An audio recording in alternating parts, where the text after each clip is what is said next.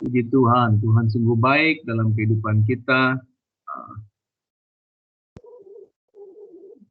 Dia layak dipuji, layak disembah, dimuliakan. Alright. Alright, malam ini mari kita menyembah Tuhan. Biarpun satu lagu, biar kita arahkan hati kita kepada Tuhan malam ini, ya. Mari kita berdoa. Terima kasih Bapa. Malam ini Tuhan kami berdoa, Engkau menjamah hati kami, sentuh hati kami Tuhan. Berbicaralah dalam hidup kami pada malam ini lewat firman Tuhan. Biar kami mengenal dan mengerti janji-Mu di dalam firman-Mu Bapa. Terima kasih Tuhan. Terpuji nama-Mu. Kami puji, sembah Engkau pada malam ini. Terima kasih kami serahkan tempat dan waktu ini dalam tangan-Mu. Di dalam nama Tuhan Yesus kami berdoa. Haleluya. Amin. Amin. Mari kita sembah, puji Tuhan dengan lagu. Betapa ku mencinta segala yang telah terjadi. Tak pernah sendiri jalani hidup ini, selalu menyertai.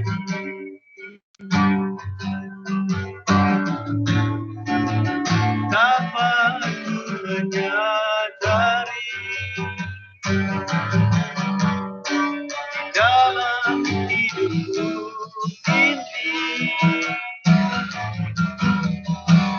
selalu memberi jangan terbaik oleh karena kasih.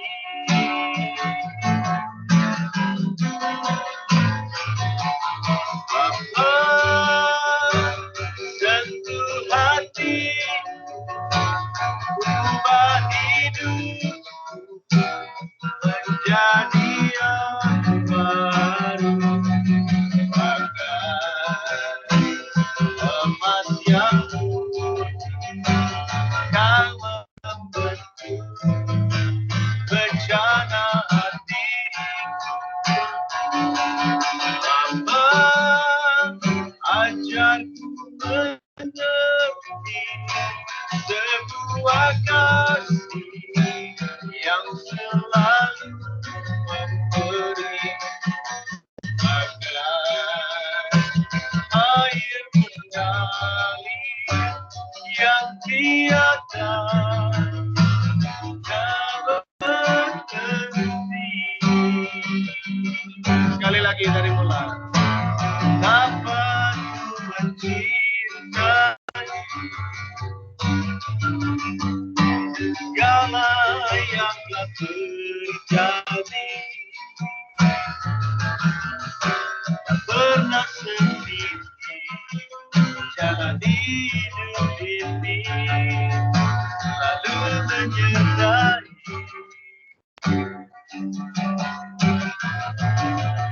Betapa menyadari, haleluya, dalam hidupku ini Kau selalu memberi jaga terbaik oleh karena kasih.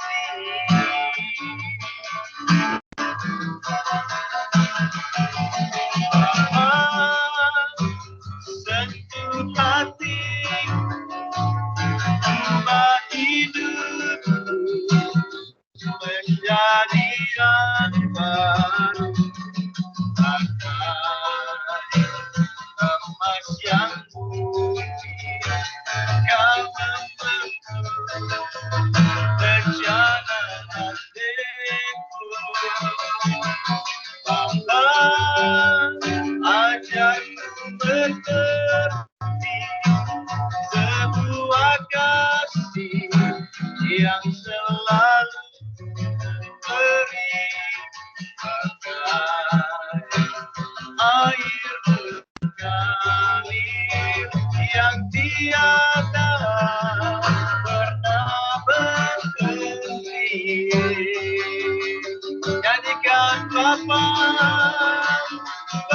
Bapa, sentuh hatiku, ubah hidupku menjadi yang baru, bagai emas yang putih.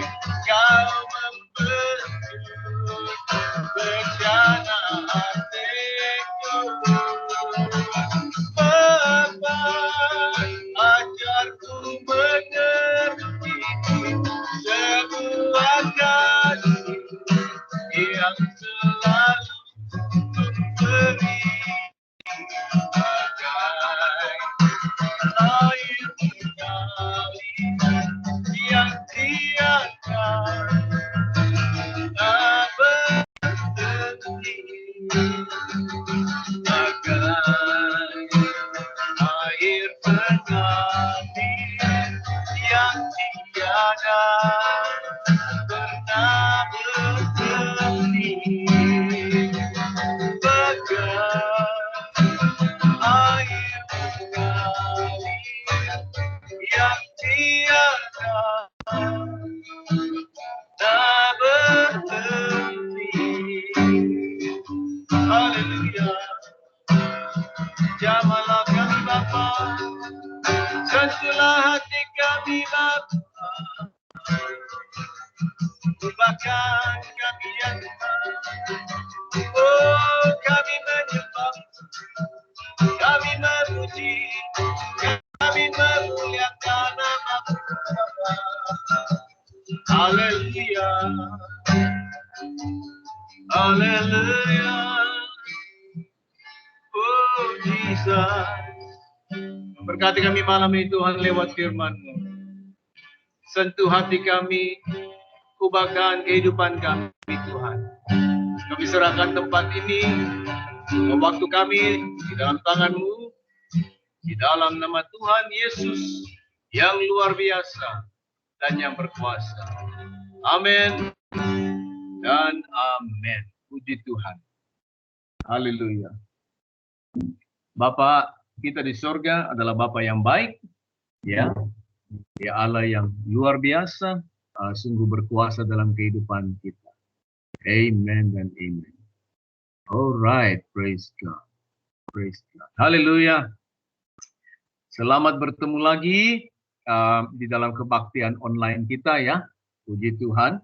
Haleluya. So, malam ini saya juga mau kongsikan tentang kasih Tuhan, kasih Bapa di dalam perjanjian Tuhan. Sebenarnya perjanjian kesembuhan Tuhan itu di dalam firman Tuhan.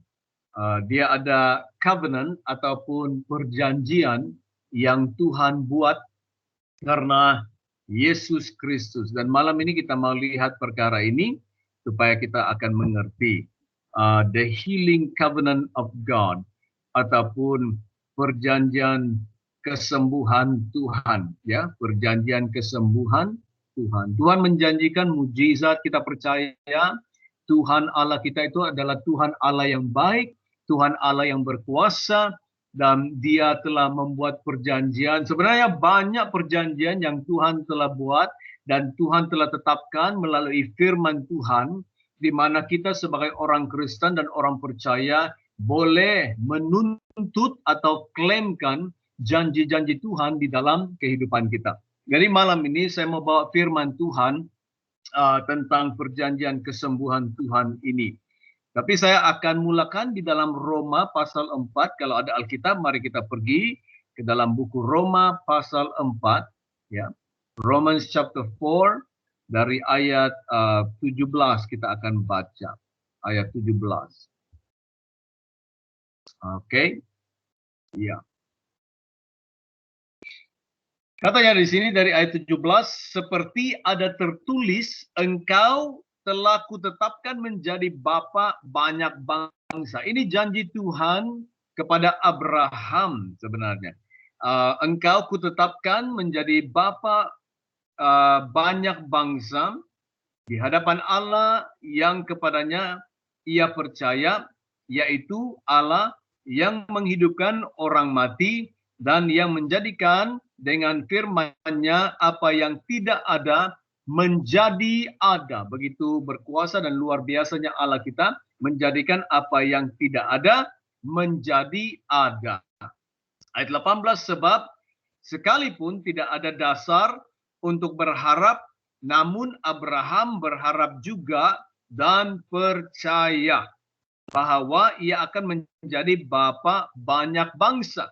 Menurut yang telah difirmankan, demikianlah banyaknya nanti keturunanmu. Ayat 19, imannya tidak menjadi lemah, walaupun ia mengetahui bahwa tubuhnya sudah sangat lemah, karena usianya telah kira-kira 100 tahun, dan bahwa rahim Sarah telah tertutup. 20, tetapi terhadap janji Allah, ia tidak bimbang karena ketidakpercayaan. Malah, ia diperkuat dalam imannya dan ia memuliakan Allah. Haleluya. Ayat 21, dengan penuh keyakinan bahwa Allah berkuasa untuk melaksanakan apa yang telah ia janjikan. 22, karena itu hal ini diperhitungkan kepadanya sebagai kebenaran.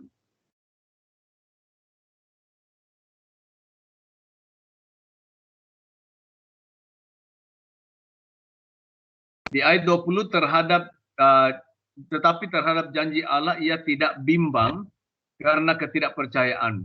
Malah ia diperkuat dalam imannya dan ia memuliakan Allah. Nah, kita belajar daripada Abraham. Sebenarnya ini adalah janji Tuhan kepada Abraham dipetik dari Kejadian 17 ya. Kita pergi buku Kejadian, buku yang pertama sekali dalam Alkitab. Genesis 17 verse 19 and 20. Kejadian 17 ayat 19 dan 20. Katanya, tetapi Allah berfirman, tidak melainkan, kata Tuhan, tidak, melainkan istrimu Sarah lah yang akan melahirkan anak laki-laki bagimu. Karena Tuhan menjanjikan Abraham seorang anak di dalam usia mereka yang sudah lewat. Begitu mustahil sekali untuk mereka mendapatkan seorang anak. Ya, tetapi Tuhan berjanji kepada mereka bahwa mereka akan mendapat seorang anak. Tapi Abraham kata, Tuhan, bagaimana ini boleh terjadi? Saya sudah tua, istri saya sudah tua. Ya, mungkinlah Tuhan akan memberikan saya keturunan atau anak-anak melalui hamba saya ini atau budak saya ya. Hamba saya ini Eliezer, ya. Tapi Tuhan kata tidak. Melainkan istrimu Sarah lah yang akan melahirkan anak laki-laki bagimu, dan engkau akan menamai dia Ishak, dan aku akan mengadakan perjanjianku dengan dia menjadi perjanjian yang kekal untuk keturunanmu. Nah, kita ingat ini, penting sekali porsi firman Tuhan ini ya, penting sekali. Ini adalah perjanjian Tuhan dengan Abraham. This is the covenant. God made a covenant with Abraham. Jadi di sini kita perlu ingat firman ini karena saya bawa pengajaran tentang perjanjian kesembuhan Tuhan. Kita belajar daripada Abraham dengan imannya yang luar biasa itu kan. Di dalam Roma tadi kita baca ya, di dalam Roma 4 tadi katanya ayat 18, sebab sekalipun tidak ada dasar untuk berharap, namun Abraham berharap juga dan percaya bahwa ia menjadi bapa banyak bangsa menurut yang difirmankan, demikian banyaknya nanti keturunanmu. Imannya tidak menjadi lemah, tidak jadi goyah, walaupun ia mengetahui bahwa tubuhnya sudah sangat lemah, karena usianya telah kira-kira 100 tahun. Dan bahwa rahim Sarah telah tertutup. Jadi karena janji Tuhan di Kejadian 17 itu, Tuhan mengadakan perjanjian bagi Abraham. Dia istiharkan, Tuhan establish ya, dia menetapkan janjinya itu kepada Abraham. Dan Tuhan melakukan ini di dalam situasi atau keadaan yang mustahil. Kenapa mustahil? Karena Abraham sudah tua. Sarah juga sudah tua. Rahim Sarah itu sudah tertutup karena usianya yang sudah lanjut. Jadi Tuhan melakukan ini di dalam keadaan yang sungguh mustahil sekali.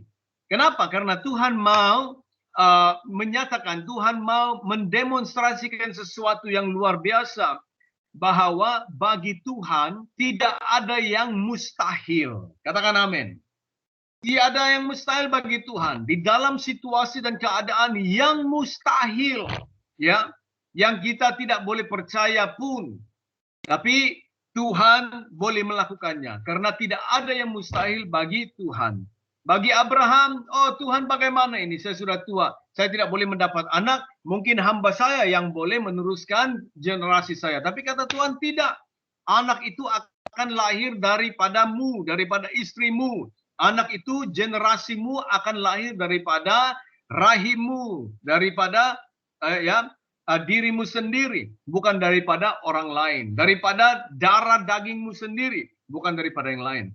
Jadi di sini janji Tuhan ini yang dilakukan Tuhan di dalam keadaan yang begitu mustahil. Abraham berpegang dan Abraham percaya akan janji Tuhan, akan firman Tuhan. Dan karena Abraham percaya, katanya perkara itu diperhitungkan kepadanya sebagai kebenaran. Di ayat 22. Inilah iman kita berdasarkan firman Tuhan. Kita menjadi benar karena percaya, iman kita percaya kepada Tuhan dan janji Tuhan itu. Haleluya.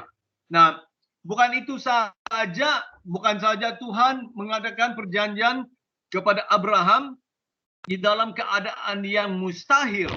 Tetapi setelah Abraham percaya janji Tuhan, Tuhan meletakkan Abraham di dalam suatu ujian. Tuhan menguji dia. Karena imannya itu, karena kepercayaannya kepada firman Tuhan dan janji Tuhan, Tuhan membawa Abraham di dalam suatu ujian. Imannya percaya kepada Tuhan itu diuji. Sama dengan kamu dan saya, ya saudara-saudara, iman kita percaya kepada Tuhan akan diuji. Haleluya. Kalau kita lihat di dalam Kejadian lagi, pasal 22, Kejadian 22. Lihat buku Kejadian pasal 22 ayat 22. Setelah Ishak lahir dan membesar, Abraham mencintai anaknya. Tuhan menguji iman Abraham itu. Kata Tuhan kepada Abraham, firman-Nya, ambillah anakmu yang tunggal itu, yang engkau kasih, yakni Ishak. Pergilah ke tanah Moria dan persembahkanlah dia di sana sebagai korban bakaran pada salah satu gunung yang akan kukatakan kepadamu. Ayat 5. Turun ayat 5. Kata Abraham kepada dua bujangnya itu yang seperti hambanya ini. Katanya, tinggallah kamu di sini dengan keledai ini. Aku beserta anak ini akan pergi ke sana. Kami akan sembahyang. Sesudah itu kami kembali kepadamu. Abraham, Tuhan meletakkan dia dalam ujian ini. Tetapi Abraham juga mengistiharkan, memproklamasikan imannya percaya kepada Tuhan. Dia berkata kepada anak-anak yang ikut dia itu, katanya kamu tinggal di sini karena Tuhan suruh saya naik gunung ini untuk menyembah dia, ya. Dan sebenarnya Tuhan suruh dia naik gunung ini untuk mengorbankan Ishak kepada Tuhan, membunuh Ishak dan persembahkan dia kepada Tuhan. Tapi Abraham itu memproklamasikan imannya, katanya kami akan pergi ke sana dan sembahyang menyembah Tuhan dan kami akan kembali. Kami akan kembali. Abraham tidak bilang, oh saya akan bunuh Isaac, persembahkan kepada Tuhan dan saya akan kembali. Tapi kata Abraham, kami akan kembali. Abraham percaya, imannya itu dia percaya Tuhan bahwa Ishak akan selamat. Ishak itu akan selamat kembali bersama dengan Abraham. Kita turun ayat 8. Ayat 8, Saud Abraham, Allah yang akan menyediakan anak domba untuk korban bakaran baginya, anakku. Demikianlah kedua-duanya berjalan bersama-sama. Ini karena di ayat 7, Ishak bertanya kepada bapaknya. Lalu berkatalah Ishak kepada Abraham, ayahnya, "Bapa," Saud Abraham, "Ya anakku." Bertanyalah ia, "Di sini sudah ada api dan kayu. Tetapi di manakah anak domba untuk korban bakaran itu?" Jadi Abraham memberitahu Ishak ayat 8, Allah akan menyediakan anak domba untuk korban bakaran baginya, anakku. Di sini lagi Abraham lagi mengistiarkan atau memproklamasikan iman percayanya kepada janji Tuhan di pasal 17 tadi. Janji Tuhan yang dibuat oleh Tuhan dengan Abraham, ya, bahwa bangsa-bangsa akan lahir daripadanya, daripada Ishak. Sini dia memproklamasikan imannya terhadap janji atau perjanjian yang Tuhan adakan kepada Abraham. Haleluya. Nah, apa yang kita belajar di sana? Kita belajar di sini, Abraham tidak menjadi lemah dalam Roma 4 tadi. Abraham tidak menjadi lemah, Abraham tidak goyah, tapi Abraham diperkuatkan dengan imannya, percaya Tuhan di dalam janji Tuhan. Kenapa? Disebabkan perjanjian yang dibuat Tuhan di Kejadian 17 itu. Abraham berpegang kepada janji Tuhan.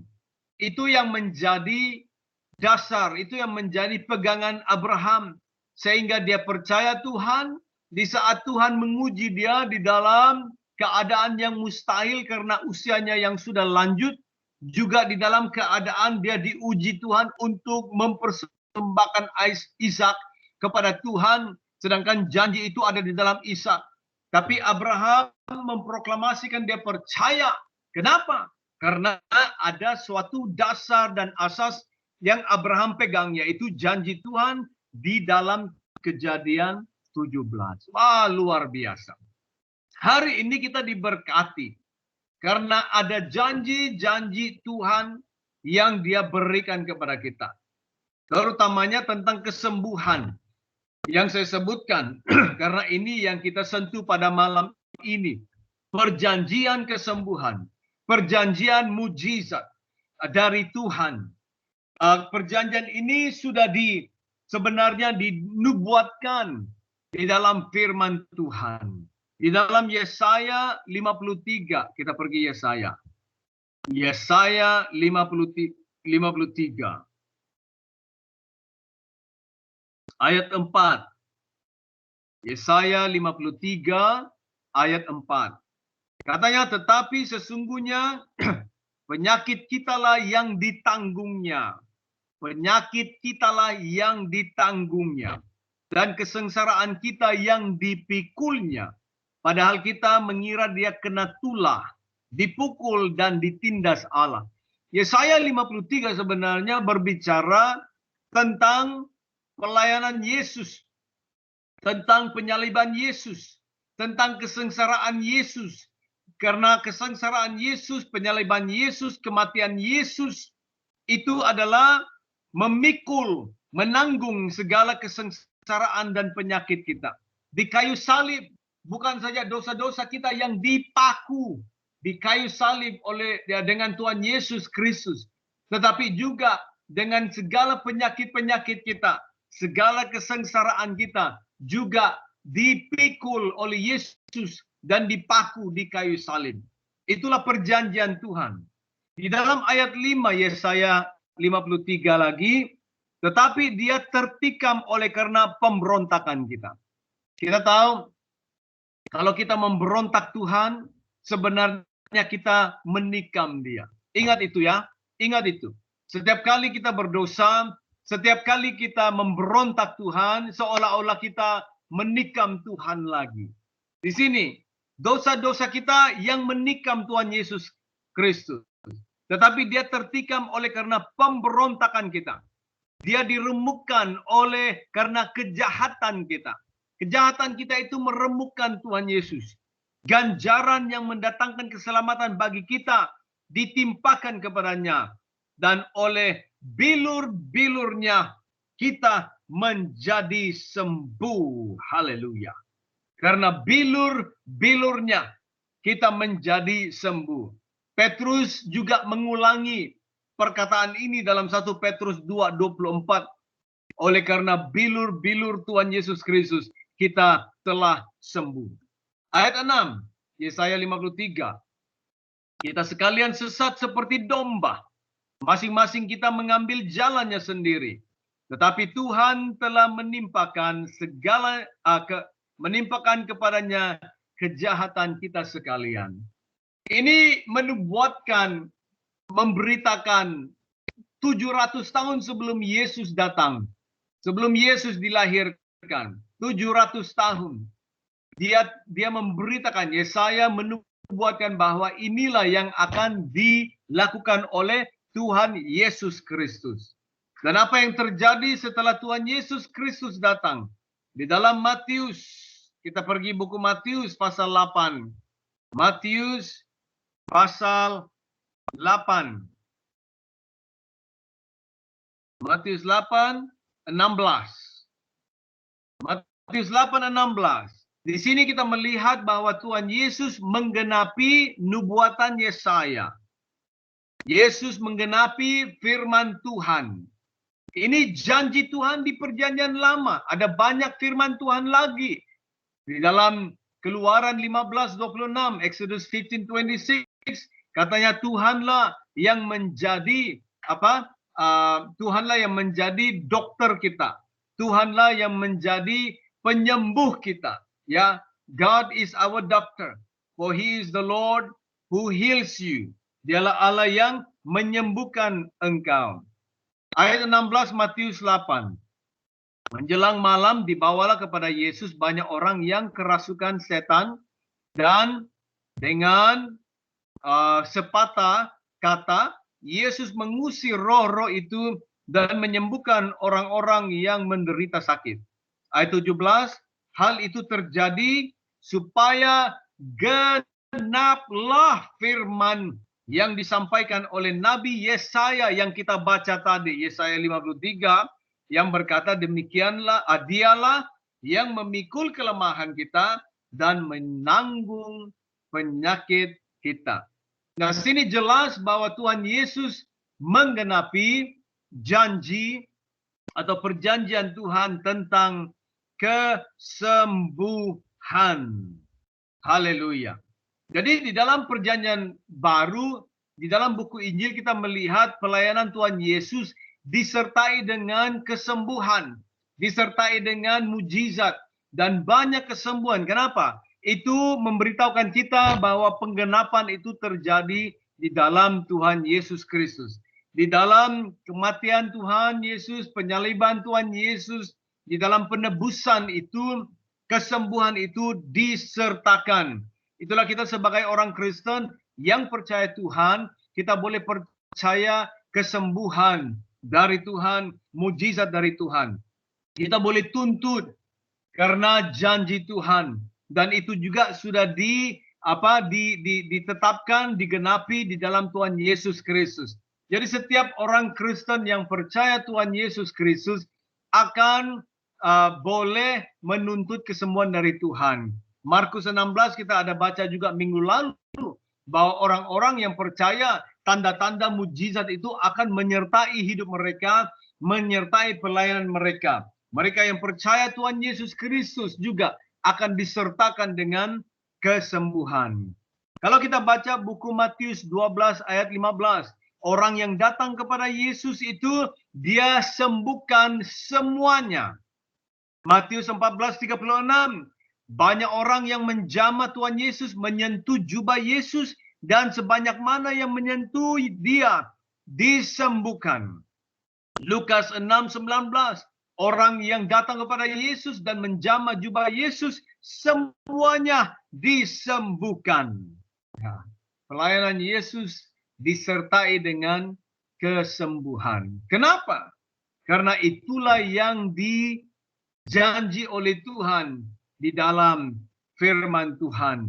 dari perjanjian lama sampai Yesus datang. Dan kita orang yang percaya Yesus, kita boleh menuntut janji Tuhan ini tentang kesembuhan. Haleluya.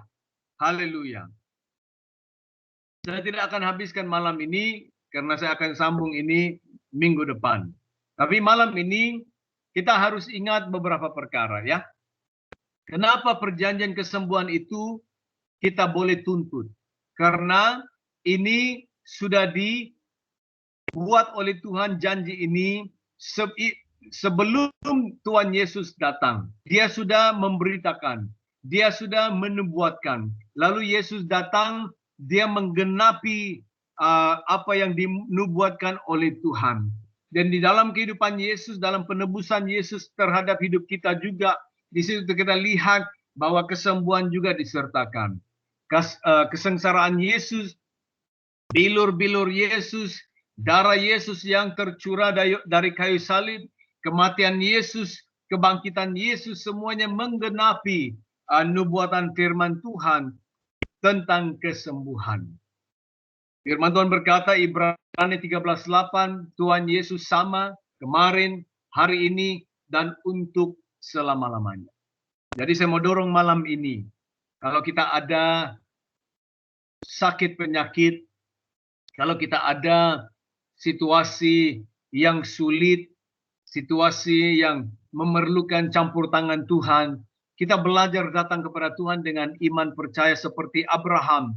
Imannya tidak menjadi lemah, dia tidak menjadi goyah, tapi dia diperkuatkan dengan imannya percaya janji Tuhan yang dijanjikan kepada dia.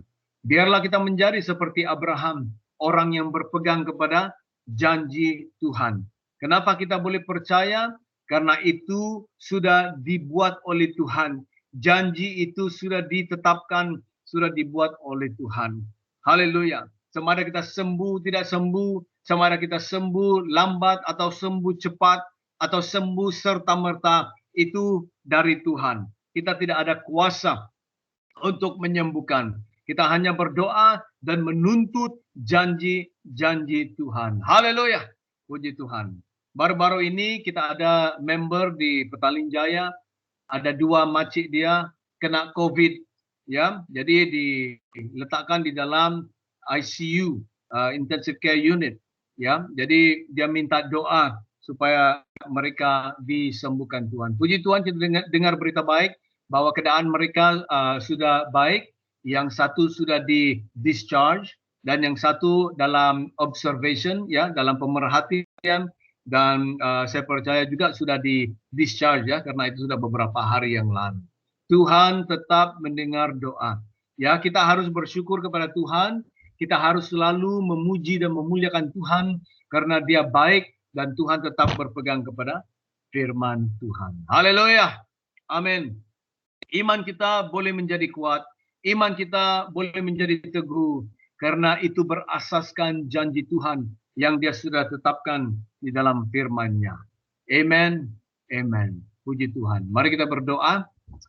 Terima kasih Bapa, firman-Mu malam ini. Terima kasih karena janji-Mu dalam firman-Mu bahwa Engkau Allah yang menyembuhkan kami. Engkaulah Tuhan yang memberikan kesembuhan. Bukan hanya karena Engkau Allah yang berkuasa dan mampu menyembuhkan, tetapi karena Engkau Allah yang telah membuat perjanjian. Dan perjanjian-Mu Tuhan tentang kesembuhan digenapi di dalam Tuhan Yesus Kristus. Dan itu diberikan kepada kami Bapa. Kami percaya akan kuasa-Mu. Kami percaya akan janji Tuhan. Haleluya. Kami berdoa Engkau sembuhkan kami. Kalau kita ada masalah, sakit penyakit, di mana yang sakit, letakkan tangan-Mu di tempat itu. Kalau sakit di perut, letakkan tangan-Mu di atas perut. Kalau sakit di kepala, letakkan tangan-Mu di atas kepala. Di mana ada sakit, penyakit, letakkan tangan-Mu di situ dan kita berdoa. Bapa, kami berdoa, janji-Mu dalam firman-Mu Engkau genapi dalam Yesus. Dan malam ini Tuhan kami praktikkan. Malam ini Tuhan kami tuntut janji-Mu. Sembuhkan kami Bapa. Sembuhkan segala penyakit dalam tubuh kami, dalam nama Yesus, segala masalah kesehatan Engkau sembuhkan. dalam nama Yesus Kristus ya Bapa. Bebaskan, lepaskan mujizat-Mu, haleluya, kuasa-Mu, kesembuhan-Mu di dalam nama Tuhan Yesus Kristus. Terima kasih Bapa, terpuji nama-Mu Tuhan. Terima kasih firman-Mu malam ini. Berkati kami semua, berkati Neti, John Real, anak-anaknya, berkati Christopher, berkati mereka yang disandakan Tuhan, yang tidak sempat ikut kami malam ini. Berkati anak-anak-Mu, jemaat-Mu Tuhan. Kami mau ingat mereka dan bawa mereka di dalam hadirat-Mu Tuhan. Terima kasih. Jamah mereka, lindungi mereka Tuhan. Terpuji nama Tuhan, berkati kami. Terima kasih malam ini. Haleluya. Kami juga berdoa saat kami memberi persembahan kepada Tuhan. Engkau berkati tangan-tangan yang memberi. Berkati juga mereka yang memberi perpuluhan. Ya Tuhan, dengan janji-Mu, Engkau membuka pintu langit di surga, mencurahkan berkat-Mu dalam hidup kami yang berlimpah-limpah. Terpuji nama-Mu, kami bersyukur karena Engkaulah yang menjadi sumber hidup kami. Engkaulah yang memberi kekuatan untuk kami bekerja. Engkaulah yang memberikan kami hikmat untuk mendapat keuangan. Engkaulah yang memimpin hidup kami, membimbing kami lewat Roh Kudus-Mu, lewat karunia-Mu, lewat kuasa-Mu. Terima kasih Bapa.